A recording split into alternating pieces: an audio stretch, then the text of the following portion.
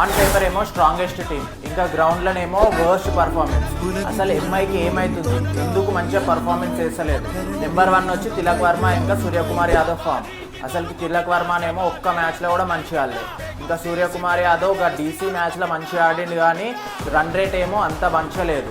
Number 2 వచ్చి వీళ్ళ bowling. అసలు వీళ్ళ ఆన్ పేపర్ చూస్తే వీళ్ళంత స్ట్రాంగ్ బౌలింగ్ లైనప్పే లేదు, కానీ వీళ్ళు ఇచ్చే రన్స్ ఎస్ఆర్హెచ్ కన్నా ఎక్కువ ఉన్నాయి. ఫస్ట్ మ్యాచ్ కేకేఆర్ తోటి చూస్తే 220+ రన్స్ ఇచ్చారు. దాని తర్వాత ఆర్ఆర్ తోటి 150+ రన్స్, ఇంకా డీసీ తోటి 200 రన్స్ చేసి ఇచ్చారు. ఇంకా ఆర్సీబీ తోటి 240 రన్స్ ఇచ్చారు.